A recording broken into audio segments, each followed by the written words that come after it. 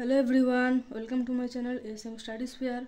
Previous ভিডিওটিতে আমরা ভারত শাসন আইন 1858, ভারতীয় পরিষদ আইন 1861, ভারতীয় পরিষদ আইন 1892 এবং ভারতীয় পরিষদ আইন 1909 আলোচনা করেছি। আজকের ভিডিওটিতে আমরা ভারত শাসন আইন 1919 আলোচনা করব। তো সময় নষ্ট না করে শুরু করছি আজকের ভিডিও। তোমরা যারা যারা প্রিভিয়াস ভিডিও দেখোনি তারা অবশ্যই প্লেলিস্টে গিয়ে প্রিভিয়াস ভিডিও দেখে নেবে। ভারত শাসন আইন 1919। এই আইনটি মন্টেগু চেমসফোর্ড সংস্কার আইন নামেও পরিচিত। এই আইনের সময় ভারত সচিব ছিলেন লর্ড মন্টেগু এবং ভাইসরয় ছিলেন লর্ড চেমসফোর্ড। কি হয়েছিল 1914 সালে? কি হয় 1914 সালে প্রথম বিশ্বযুদ্ধ শুরু হয়, যেটি শেষ হয়েছিল কত সালে? শেষ হয়েছিল 1918 সালে। এরই মাঝখানে 1916 সালে লখনৌ অ্যাক্ট আসে। এই অ্যাক্টের মধ্যে ভারতীয়দের দাবি রাখা হয়। এই দাবিগুলি মন্টেগু পেশ করে কত সালে? 1917 সালের 20 আগস্ট। যেহেতু এটি 20 আগস্টে মন্টেগু পেশ করেছিল, তাই এটি আগস্ট ঘোষণা নামে পরিচিত। আগস্ট প্রস্তাব নয়, আগস্ট প্রস্তাব এসেছিল 1940 সালে। এটি হচ্ছে আগস্ট ঘোষণা, যেটি মন্টেগু করেছিল। এরপরে 1918 সালে মন্টেগু চেমসফোর্ড একটি রিপোর্ট তৈরি করে। রিপোর্ট তৈরি করার পরে 1919 সালে সেটি ভারত সরকার আইনে পরিণত হয় এবং কার্যকর হয় 1921 সালে। ভারত শাসন আইন 1919-এর বৈশিষ্ট্যগুলি কী ছিল? বৈশিষ্ট্যগুলি হচ্ছে কেন্দ্রে দ্বিকক্ষ বিশিষ্ট আইনসভা গঠিত হয়। কি কি? নিম্নকক্ষ এবং উচ্চকক্ষ। নিম্নকক্ষকে কেন্দ্রীয় আইনসভা বলা হয় আর উচ্চকক্ষকে রাজ্য পরিষদ। নিম্নকক্ষের সময়কাল কত ছিল? 3 বছর।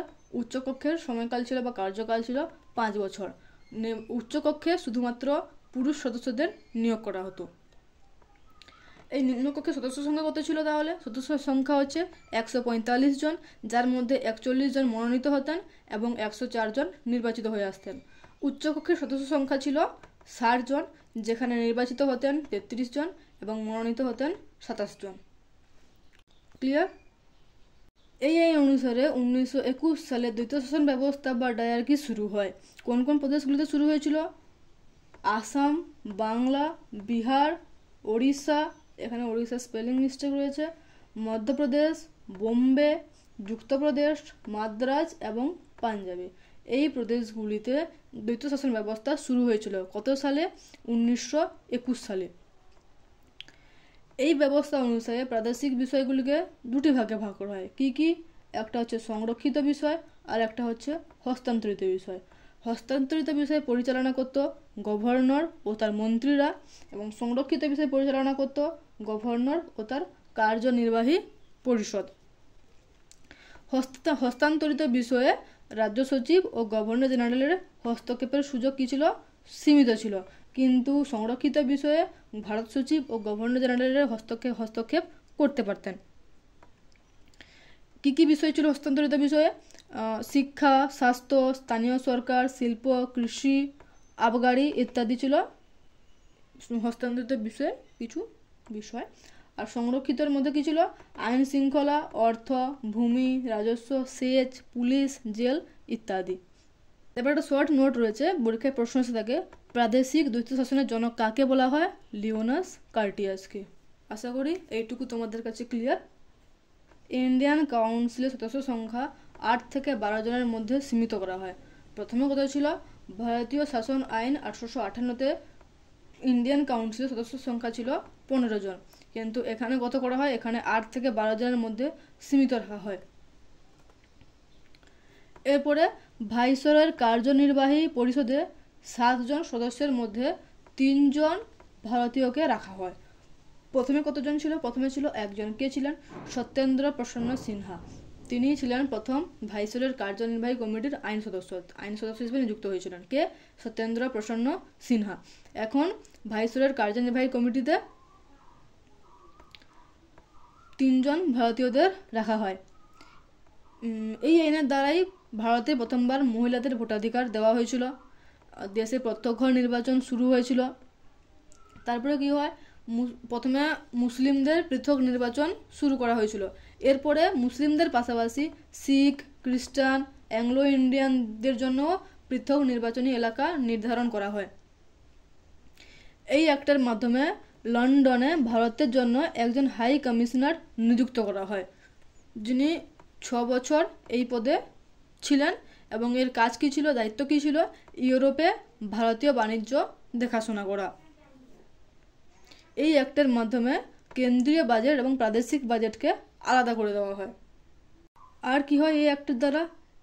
লোকসভা বা পিএসসি নিযুক্তি গঠনের প্রবিধান করা হয় ভারত শাসন আইন 1919 দ্বারা। এই পিএসসি সংস্কারের জন্য 1923 সালে একটি কমিশন গঠন করা হয়। কি কমিশন? লি কমিশন গঠন করা হয়। এই লি কমিশন 1924 সালে পাবলিক সার্ভিস কমিশন গঠনের জন্য সুপারিশ করে এবং একটি প্রতিবেদন পেশ করে। এরপরে 1926 সালে 1 অক্টোবর সিপিএসসি গঠন করা হয়, অর্থাৎ সেন্ট্রাল পাবলিক সার্ভিস কমিশন গঠন করা হয়। এর অধ্যক্ষ কে ছিলেন? এর অধ্যক্ষ ছিলেন স্যার রোজ বার্কার। এই সিপিএসসি পরবর্তীতে যখন ভারত স্বাধীন হয় তখন ইউপিএসসির মর্যাদা পায়। তো এই সিপিএসসি 1935-এর ভারত শাসন আইনের দ্বারা ফেডারেল পাবলিক সার্ভিস কমিশন হিসেবে পুনর্গঠিত হয়। এরপরে ভারত স্বাধীন হওয়ার পরে 1950 সালে কি হয়? ইউপিএসসি সাংবিধানিক মর্যাদা লাভ করে। ক্লিয়ার? আশা করি এইটুকু তোমাদের কাছে। এরপরে এই ভারত শাসন আইন 1919 পর্যালোচনা করার জন্য 10 বছর পরে একটি কমিটি গঠন করার কথা বলা হয়। এই কমিটির চেয়ারম্যান কে হবেন? চেয়ারম্যান ছিলেন স্যার জন সাইমন। এই কমিটি আরও সাংবিধানিক পরিবর্তনের সুপারিশ করেছিল। যদিও 1919-এ এই আইনটি এসেছিল, 10 বছর পরে 1929-এ সাইমন কমিশন আসার কথা, গঠন হওয়ার কথা, কিন্তু গঠন কবে হয়েছিল? 1927 সালে। পরের ভিডিওতে আমরা সাইমন কমিশন নিয়ে আলোচনা করব, সাইমন কমিশন পড়ব। তো তখন আমরা এটা সাইমন কমিশন ডিটেলসে আলোচনা করব। তো এখন এইটুকু জেনে রাখো যে 10 বছর পরে সাইমন কমিশন গঠন হওয়ার কথা, মানে 1929-এ গঠন হওয়ার কথা, কিন্তু গঠিত হয়েছিল কত সালে?